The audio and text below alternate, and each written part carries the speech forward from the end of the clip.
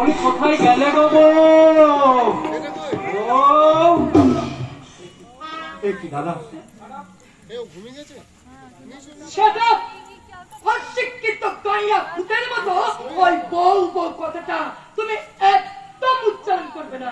কি আশ্চর্য, কদিন আগেও তো বউ বউ বলে ডাকলে তুমি খুব খুশি হতে, আর আজকে এমন কি হলো যে ও বউ ডাকটা শুনে তুমি একেবারে তেলে বেগুনে জ্বলে উঠলে?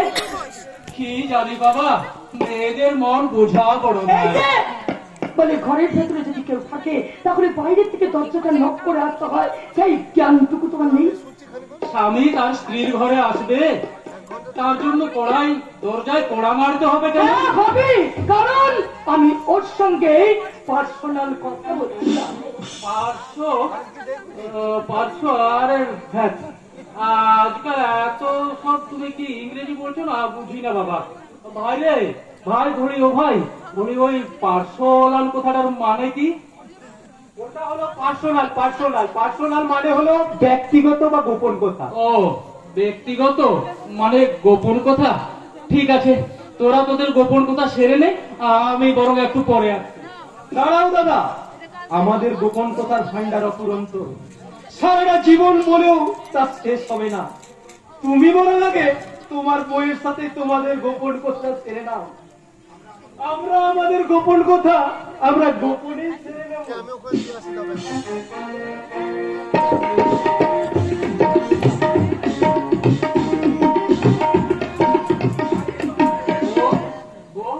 ভাই এসব কি বলে গেল গো? কি তোমাদের এমন গোপন কথা? এটা তোমার না শুনলেও চলবে, তবে তুমি কি বলছিলে আমাকে বলো। জানো গো, জানো, আজকে না আমি ওই কুলিগিরি করে এই 5 ফুট আরে বাবা বাবা বাবা, আরে এমন ভাব করছো যেন মনে হচ্ছে ওই গোটা পৃথিবীটার কেনার টাকা তুমি জোগাড় করে নিয়েছো। গোটা পৃথিবীটা না কিনতে পারিব, কিন্তু পৃথিবীর এক কোনা ধুলো তো কিনতে পারবো আরে সেই জন্যই বুঝি তুমি তোমার বইয়ের কাছে ওই বাহবা কিনতে এসেছো। না বউ না, তোমাকে আমি কোথাও কোনোদিন বেড়াতে নিয়ে যেতে পারিনি তো। আমাদের ওই বড় স্কুলের মাঠে সার্কাস বসেছে, তাই ভাবলাম তোমাকে নিয়ে আজ আমি সার্কাস দেখতে আরে যাবো। তোমার মাথা খারাপ হয়ে গেছে, তুমি ভাবলে কি করে যে তোমার মতো একটা জোকারের সঙ্গে আমি সিনেমা দেখতে যাব? আরে আমার বান্ধবীরা সবাই জানে যে আমার ওই ইঞ্জিনিয়ারের সঙ্গে বিয়ে হওয়ার কথা হচ্ছিল, আর সবাই কেউ যদি তোমাকে দেখে আর যদি আমাকে জিজ্ঞাসা করে আমি তাদের কি উত্তর দেব?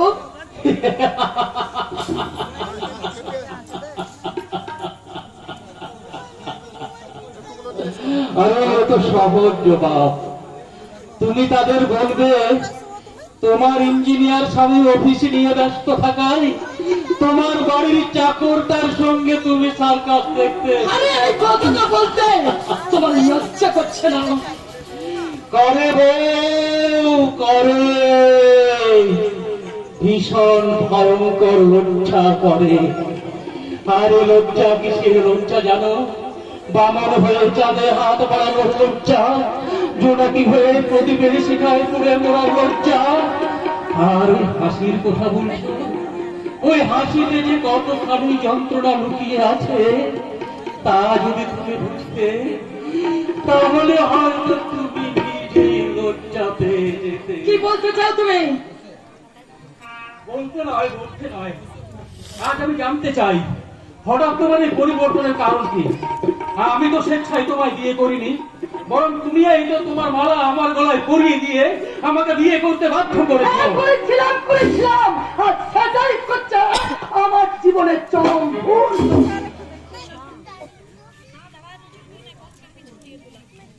আর সেই ভুলের প্রায়শ্চিত্ত করতে আমি তোমায় ডিভোর্স দিয়ে বাড়ি ছেড়ে চলে যেও না গো। আমায় ঘেন্না করো, কোনো ক্ষতি নেই, কিন্তু আমার বাবা যে তোমাকে ভীষণ ভালোবাসে। তুমি এই বাড়ি ছেড়ে চলে গেলে আমার বাবা যে ভীষণ কষ্ট পাবে, তাই আমি তোমার হাতে ধরে অনুরোধ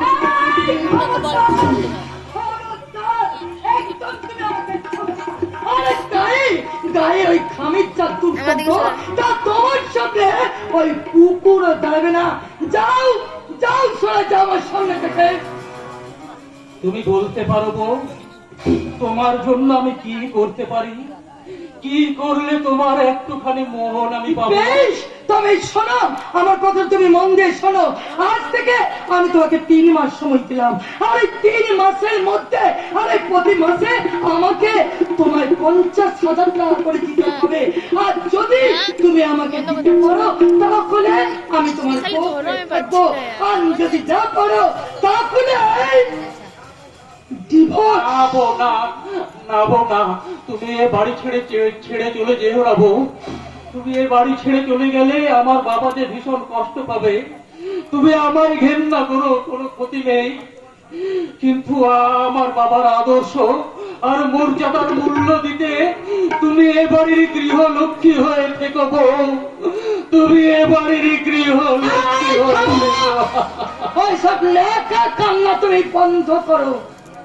হ্যাঁ, একটা কথা তুমি মনে রেখো, গৃহ লক্ষ্মী হয়ে কিন্তু কেউ এখানে আসে না। ওই গৃহ লক্ষ্মী তাকে সাথে নিতে পারে।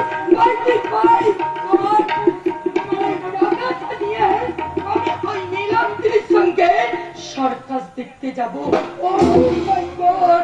আরে আমার জুতোটা এমন ম্যানম্যান করছে না, তাতে আমার পড়ে যেতেই লজ্জা করছে।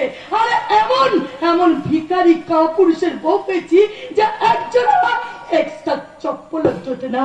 এই যে এক্সট্রা চপ্পল দিতে যখন মরদ নেই, তখন আমার এই জুতোটা ভালো করে পরিষ্কার করে